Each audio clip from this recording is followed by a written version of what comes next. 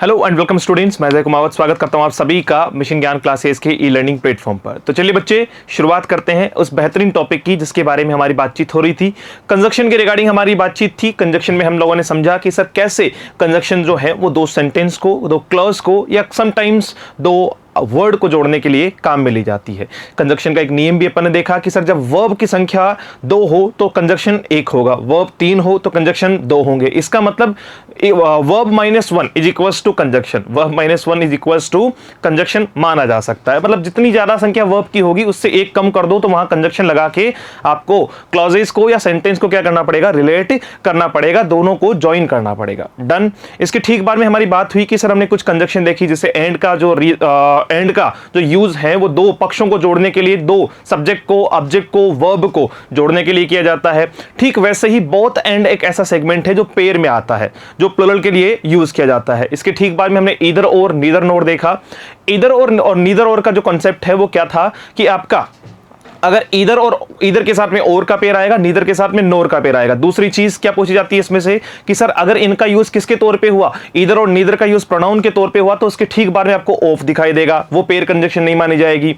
इसके ठीक बाद में हमने एक चीज और सीखी कि सर ईदर और में अगर सब्जेक्ट फर्स्ट और सब्जेक्ट सेकंड की बात की जाए तो आने वाली वर्ब हमेशा किसके अकॉर्डिंग आती है, नियरेस्ट सब्जेक्ट के अकॉर्डिंग आती है। यही चीज हमने सीखी नॉट ओनली बट ऑल्सो के साथ में कि नॉट ओनली बट ऑल्सो का यूज सिर्फ सब्जेक्ट को जोड़ने के लिए नहीं, कई बार आपका वर्ब जोड़ने के लिए, कई बार आपका ऑब्जेक्ट जोड़ने के लिए, कई बार आपका कॉम्प्लीमेंट जोड़ने के लिए भी किया जाता है। इसके ठीक बाद में हमारी बात हुई बट और जो है बट, जिसके बारे में हमने बात की कि सर बट का यूज कब किया जाता है, जब हम बात करते हैं किसके बारे में, कॉन्ट्राडिक्शन के बारे में, एक विरोधाभास के बारे में। आज का जो सेशन रहने वाला है वो कुछ नए तरीके से मैं आप लोगों के सामने कुछ वर्ड को रिप्रेजेंट करूंगा और एक एक वर्ड पे हम लोग बात करेंगे। फिलहाल मैं बता दूं कि एग्जामिनेशन में हर एक टाइप की जितनी कंजक्शन आपसे पूछी जाती है, जिस टाइप से पूछी जाती है, वो सारे टाइप में आपसे डिस्कस करने वाला हूं, लेकिन अपने अंदाज में। चलिए तो आज का टॉपिक जो है वो शुरू करते हैं और चीजों को और बेहतरीन तरीके से समझने का प्रयास करते हैं। देखो जो डिफरेंट स्टेटमेंट है, अलग अलग स्टेटमेंट है, उनके लिए किसका यूज किया जाता है, बट का, यट का और स्टिल का। ये तीनों ही वर्ड किसको दर्शाते हैं, कॉन्ट्राडिक्शन को दर्शाते हैं। यूजुअली हम कॉन्ट्राडिक्शन के लिए किसका यूज करते हैं, बट का यूज करते हैं। ये पहले बताया हुआ है, ये पहले बताया था, लेकिन इस बात को समझो कि केवल बट का यूज कॉन्ट्राडिक्शन के लिए करना ये सही नहीं है। अगर बात करें किसके बारे में, यट के बारे में और स्टिल के बारे में, तो ये भी क्या बता सकते हैं, ये भी कंट्राडिक्शन को बता सकते हैं। तो जाहिर सी बात है बट के पक्ष में यट और स्टिल का यूज हो सकता है। लेकिन सर अगर हमें एग्जामिनर जो है वो तीनों ऑप्शन एक साथ में दे दे तो भाई उसको फिर क्वेश्चन नहीं देना। सिंपल सी बात करो, है ना। ऐसा नहीं कि भाई मतलब जो है वो हम कंफ्यूज हो जाएंगे या ऐसा कुछ है, उसको फिर क्वेश्चन ही नहीं देना है, उसको मानना ही नहीं है कि इसका आंसर क्या होगा। जैसे एग्जांपल पहले ये देखो फिर इसकी बात करते हैं। अगर मैं कहूं Sohan is busy he will कम, दो हमारे पास में स्टेटमेंट है, डिफरेंट स्टेटमेंट है। पहला क्या है, सोहन बिजी है, दूसरा क्या है कि सोहन आएगा। पहला है सोहन बिजी, दूसरा सोहन आएगा, तो इसका मतलब कॉन्ट्राडिक्शन है। इसका मतलब भाई बिजी होने का जो है वो तात्पर्य ये हुआ कि भाई बिजी है तो उसे क्या करना चाहिए, भाई वो नहीं आ पाएगा, उसको काम है साहब, लेकिन वो कह रहा है सोहन आएगा, ही विल कम। तो देखो Sohan is busy but he will come, but किसको बता रहा है, सर कॉन्ट्राडिक्शन को बता रहा है, विरोधाभास को बता रहा है। ठीक वैसे ही Sohan is busy yet he will come, ये भी बात आपकी बिल्कुल क्या है, ठीक है। और Sohan is busy still he will कम, फिर भी वो आएगा, तो बट यट और स्टिल तीनों ही वर्ड किसको बताते हैं, कॉन्ट्राडिक्शन को बताते हैं। किसको बताते हैं, कॉन्ट्राडिक्शन को बताते हैं। तो यट का प्रयोग दो तरीके से किया जाता है। एक यट का सिंगल यूज जो बट के जो है वो पर्सपेक्ट में किया जाता है। दूसरा यट का यूज किया जाता है किसके तौर पे, पेयर के तौर पे। किसके तौर पे, पेयर के तौर पे, जोड़े के तौर पे। और जोड़ा जब बनता है, पेयर जब बनता है, तो वो किसके साथ में बनता है बच्चे, ऑल्दो और दो के साथ में किसका पेयर बनता है, यट का पेयर बनता है। क्या सुना, ऑल्दो और दो के साथ में यट का पेयर बनता है। यहां पे भी एक चीज आपको समझनी है, जैसे मैंने कह दिया although she is busy yet she will come. समझ रहे हो मेरी बात को आप, ये पॉसिबल है, ये पॉसिबल है। ऑल्दो सी इज बिजी, हालांकि यद्यपि वो क्या है, बिजी है, लेकिन वो आएगी, समझ पा रहे हो। यहाँ पे पेयर किसका है, आपका जो है वो ऑल्दो के साथ में यट का है। कई बार स्टूडेंट को यहाँ लगता है कि सर ऑल्दो और दो के बाद में यट नहीं लगाते हैं, तो वो कौन सी कंडीशन होती है, वो होती है कोमा। कोमा भी आपका किसका काम करता है, कंजक्शन का काम करता है। किसका काम करता है, कंजक्शन का काम करता है। जैसे अगर इसी सेंटेंस को मैं कुछ यूं लिखूं, although she is busy, although she is busy she will come, तो भी सेंटेंस में कोई दिक्कत नहीं है। ये कोमा ही जो है वो किसका काम कर रहा है, कंजक्शन का काम कर रहा है। यहां देखिएगा, यहां कोमा नहीं है, यहां क्या नहीं है, कोमा नहीं है। तो अगर कोमा लगाएंगे तो फिर यट का पेयर नहीं आएगा। कोमा लगाएंगे तो बच्चे दो और ऑल्दो का यूज हम जो है वो सिंगल पर्सपेक्ट में करेंगे, ना कि यट के साथ में। वापस से समझा रहा हूं, दोबारा से चीजों को समझना। बट यट और स्टिल तीनों का ही प्रयोग किसके लिए किया जा सकता है, कॉन्ट्राडिक्शन के लिए किया जा सकता है, विरोधाभास के लिए किया जा सकता है। बट की जगह स्टिल भी ठीक है, यट भी ठीक है। सर एग्जामिनर का पॉइंट ऑफ व्यू भैया वो एक ही देगा, वरना क्वेश्चन नहीं देगा, सिंपल। अब बात आते हैं पेयर कंजक्शन की। तो ऑल्दो और दो के साथ में पेयर आता है किसका, यट का। अगर सर यट का पेयर दिखाई नहीं दे रहा है, इसका मतलब वहां क्या लगा हुआ दिखाई देगा आपको, कोमा लगा हुआ दिखाई देगा। और बड़ा सा कोमा अगर आपको लिखा हुआ दिखाई दे, तो इसका मतलब वहां पे फिर आपका क्या नहीं आएगा, यट का जो है वो पेयर नहीं आएगा, क्योंकि वो कोमा ही किसका काम कर देता है, कंजक्शन का काम कर देता है। इसलिए कुछ सेंटेंसेज में आपको ऑल्दो और दो के बाद में यट दिखाई नहीं देता है। फिर बच्चा एक कॉन्ट्राडिक्शन लगाता है कि सर कुछ सेंटेंसेज में तो जो है वो यट का प्रयोग होता है, और कुछ सेंटेंसेज में ऑल्दो और दो के साथ में यट का प्रयोग नहीं होता। हमें कैसे पता चलेगा कि कहां होता है और कहां नहीं होता? तो कोमा वाले कॉन्सेप्ट को देखना कि कोमा लगा हुआ है तो कोमा जो है वो कंजक्शन का काम कर लेगा। डन। तो ये हुआ कॉन्ट्राडिक्टरी। ये क्या हुए, कॉन्ट्राडिक्टरी। आपका Sohan is busy but he will come, Sohan is busy yet he will come, and Sohan is busy still he will come, still he will कम। तो आ जाओ भैया, डिफरेंट स्टेटमेंट के ठीक बाद में हम बात करते हैं। अगर हमें चॉइस देखनी हो, ऑप्शन देखना हो, क्या देखना हो, चॉइस देखनी हो, ऑप्शन देखना हो, तो कुछ इस तरीके के वर्ड को हम जो है वो कंजक्शन के तौर पे यूज करते हैं। देखो, और किसके लिए आता है, सब चॉइस के लिए आता है। अदरवाइज किसके लिए आता है, चॉइस के लिए आता है। लिस्ट जो है वो किसके लिए आता है, आपका चॉइस के लिए आता है। ठीक है, लिस्ट जो है वो चॉइस के लिए आता है। लिस्ट के साथ में जो है वो पेयर का मतलब जहां लिस्ट का यूज होगा वहां शुड का यूज होगा, जहां लिस्ट का यूज होगा। पेयर कहने का मतलब ये हुआ कि लिस्ट के साथ में आपको सेंटेंस में क्या दिखाई देगा, शुड दिखाई देगा। लिस्ट के साथ में सेंटेंस में क्या दिखाई देगा, शुड दिखाई देगा। ये भी एक फॉर्मेशन है जिसके बारे में बार बार एरर पूछा जाता है, ईदर और किसके लिए आता है, ऑप्शंस के लिए आता है कि भैया या तो ये या वो, ना तो ये ना वो, तो नीदर नोर। ये तो पहले ही पढ़ चुके हैं। फिलहाल बात करते हैं राम एंड श्याम। देखो, जब बात करते हैं राम एंड श्याम की, तो यहां दो पक्ष हैं। यहां कितने पक्ष हैं, दो पक्ष हैं। ये 1+1 का है, ये किसका है, 1+1 का सेगमेंट है। तो ये कितना हो जाएगा, 2, और 2 हो जाएगा तो वर्ब भी क्या हो जाएगी सर, प्लुरल हो जाएगी। लेकिन वही मैं अगर लिखता हूं और, वही अगर मैं लिखता हूं क्या बच्चे, और, तो क्या लिखा जाएगा, 1 और आपका /1, यानी दोनों में से कोई भी एक, तो आने वाली वर्ब क्या होगी, सिंगुलर होगी। भाई, और कहने का मतलब है या तो राम या श्याम। और कहने का मतलब क्या है, या तो राम या श्याम। और जब और आता है तो भी वर्ब किसके अकॉर्डिंग आएगी, वर्ब हमेशा नियरेस्ट के अकॉर्डिंग आएगी। ये बात ध्यान रखना। जैसे मैं कहूं राम और हिज फ्रेंड्स, तो वर्ब क्या आएगी, आर आएगी, ना कि इज। क्यों, क्योंकि ये नियरेस्ट के अकॉर्डिंग आएगी। किसके अकॉर्डिंग आएगी, नियरेस्ट के अकॉर्डिंग आएगी। क्या समझे कि सर एंड का यूज जो हमने समझा वो दो पक्षों को जोड़ के प्लुरल बनाने के लिए यूज किया जाता है, जबकि बात करें किसके तौर पे, और के तौर पे, तो ये दोनों में से ऑब्लिक बताता है। ठीक है, हिंदी में और तो जो है वो जोड़ने के लिए यूज आता है, राम और श्याम, लेकिन इंग्लिश वाला जो और है वो ऑब्लिक को बताता है कि या तो राम या श्याम, या तो राम या श्याम। अदरवाइज किसको कहते हैं सर, अदरवाइज भी किसके लिए आता है, ऑप्शन के लिए आता है, चॉइस के लिए आता है। ठीक है, कि भैया अदरवाइज में ये करेंगे, अदरवाइज हम ये करेंगे। जैसे मैं कहूं यू शुड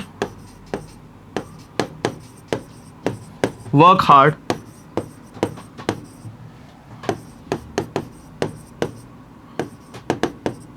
अदरवाइज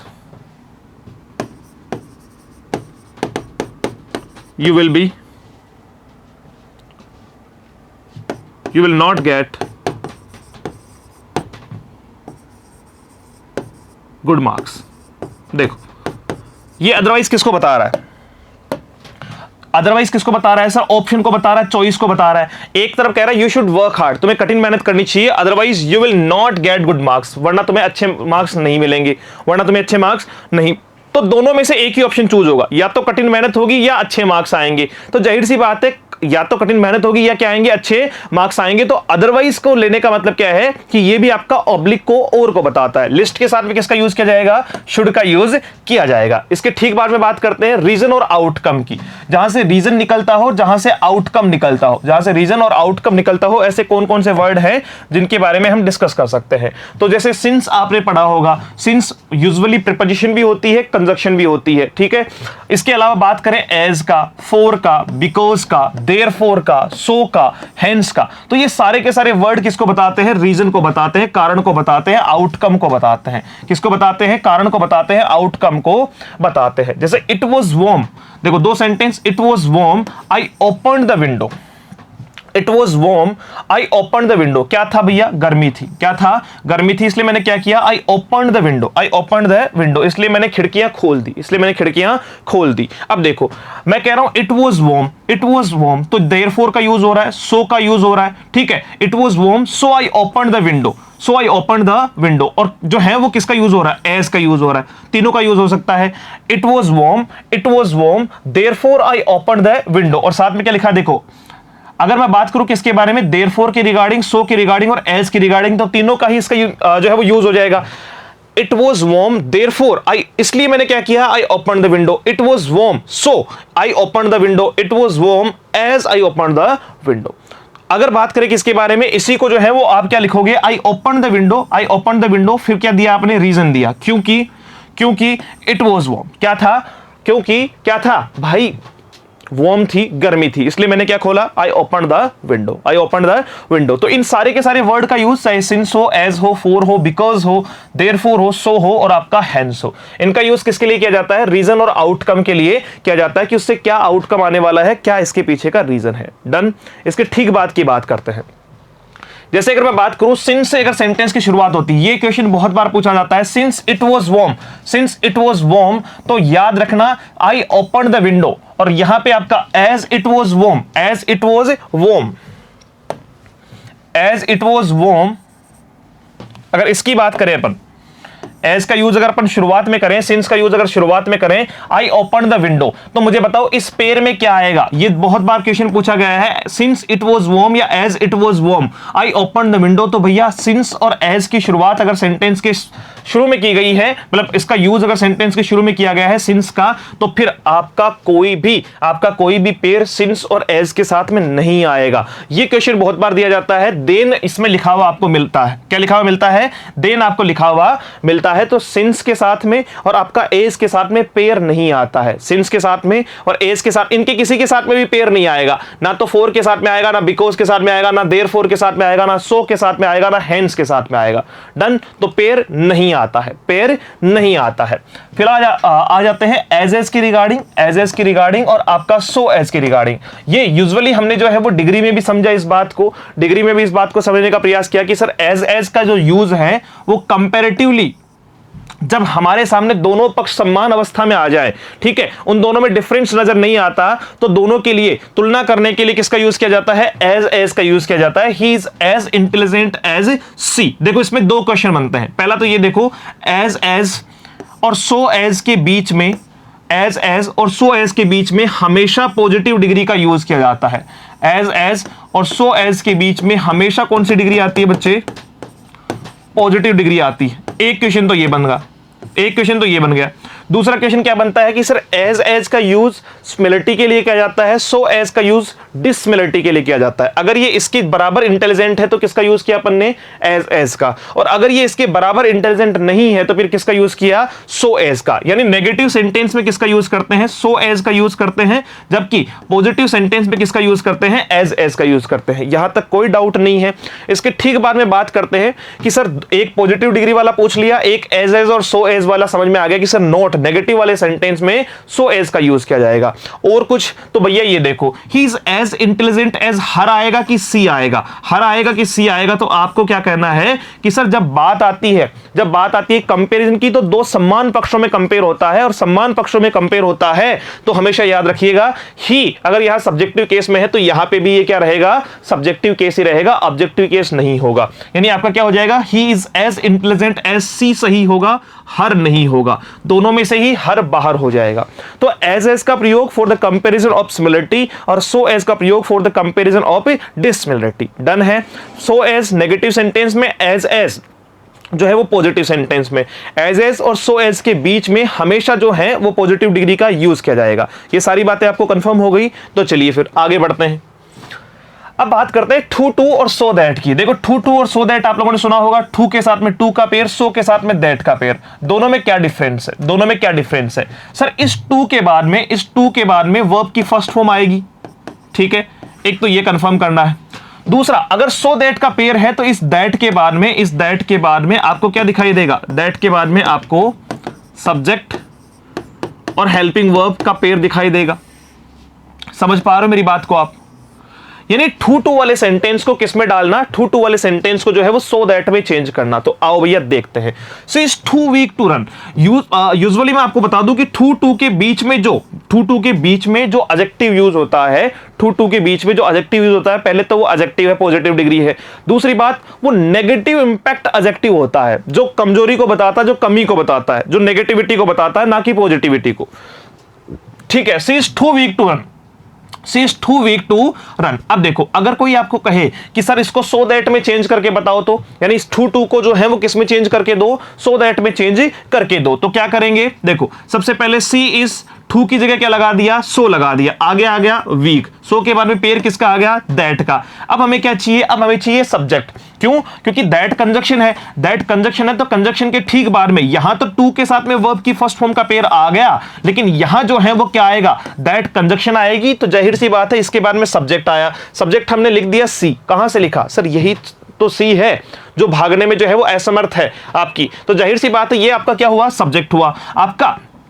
आपको क्या लगाना है? सब्जेक्ट के बाद में कैन नॉट लगाना है। सब्जेक्ट के बारे में आपको क्या लगाना है? कैन नॉट लगाना है, और आगे वर्ब की फर्स्ट फॉर्म आ जाएगी। यानी देखो यहां पे आपको बना के भी दिया हुआ है दोनों का, कि टू का प्रयोग जब किया जाता है तो बीच में आपको एडजेक्टिव दिया हुआ होगा और टू के बाद में वर्ब की फर्स्ट फॉर्म। जब इसको सो दैट में चेंज करते हैं तो टू का क्या कर देते हैं? सो। सेम एडजेक्टिव रखते हैं, टू की जगह क्या लगा देते हैं? दैट। उसके बाद में सब्जेक्ट लिखते हैं, फिर कैन नॉट लिखते हैं और वर्ब की फर्स्ट फॉर्म लिखते हैं। क्या लिखते हैं? वर्ब की फर्स्ट फॉर्म लिखते हैं।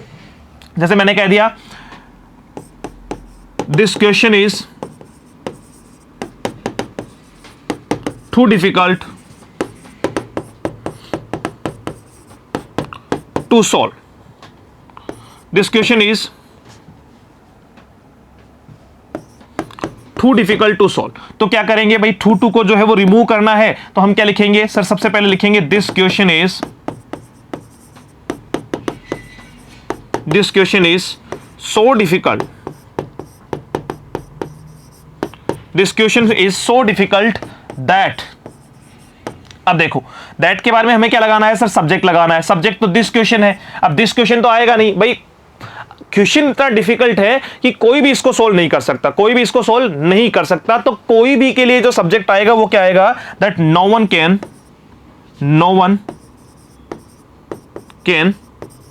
Solve it. अब आपको लगा होगा कि सर आपने तो कहा था नेगेटिव में नॉट लगा देना, कैन नॉट के बारे में क्या लगा देना? नॉट लगा देना। आपने तो लगाया ही नहीं। ये कहां चला गया भाई?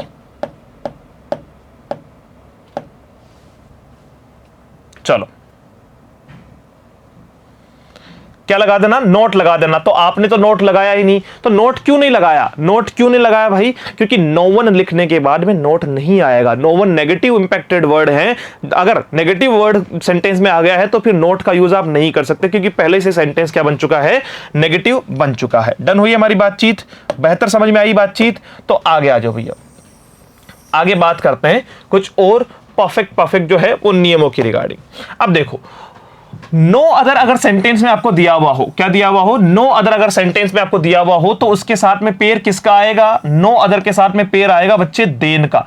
बट और यट। एग्जामिनर बहुत बार जो है वो आपको बट लगा कर देगा, बहुत बार आपको यट लगा कर देगा। नो अदर बट, ठीक है, ऐसा लगाकर, मतलब नो अदर के साथ में पेयर लगाकर देगा, बट का बिल्कुल नहीं आएगा। नो अदर के साथ में पेयर किसका आएगा? देन का आएगा। I have no other choice. I have no other choice than to pay the bill. देखो, नो अदर के साथ में पेयर किसका? नो अदर के साथ में पेयर किसका? सर देन का। I have no other choice than to pay the bill.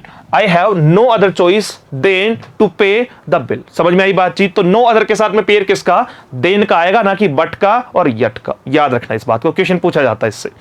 इसके बाद में नथिंग एल्स, इसके बाद में नथिंग एल्स। कई बार आपको नथिंग एल्स का पेयर दिया हुआ होता है और फिर पूछता है कि नथिंग एल्स के साथ में जो है वो पेयर किसका आएगा। तो भैया नथिंग एयर के साथ में, नथिंग एल्स के साथ में जो है वो देन नहीं आता। हमें क्या लगता है? I have nothing else than play, है ना। यूजुअली हमें देन बिल्कुल ठीक लगता है, लेकिन देन नहीं आके नथिंग एल्स के साथ में पेयर किसका आता है? बट का आता है। I have nothing else but play, I have nothing else but play. Nothing no other के साथ में देन का पेयर, वैसे ही आपका जो है वो नथिंग एल्स के साथ में किसका पेयर आएगा? किसका पेयर आएगा? नथिंग एल्स के साथ में जो है वो पेयर आने वाला है बच्चे बट का। किसका आने वाला है? बट का पेयर आने वाला है। तो ये छोटे छोटे पॉइंट्स को तैयार करना है, क्योंकि एग्जामिनेशन इनसे रिलेटेड बहुत बार जो है वो बढ़िया बढ़िया क्वेश्चन पूछता है और स्टूडेंट कंफ्यूज हो जाता है, क्योंकि उसने ये चीजें नहीं पढ़ी। उसने नीदर नोर पढ़ लिया, इधर और पढ़ लिया, नॉट ओनली बट ऑल्सो पढ़ लिया, ये सारी चीजें पढ़ ली उसने। लेकिन जहां से आजकल क्वेश्चन पूछे जा रहे हैं, जैसे नथिंग एल्स के साथ में बट की बात करें, नो अदर के साथ में देन की बात करें, रीजन के साथ में बिकॉज की बात करें, तो ये सारी बातें हम जो बातें बच गई है वो हम करेंगे अगले एक सेशन में। मिलते हैं इसी के साथ में। Thank you so much, have a great day, see you soon in the next session. जय हिंद।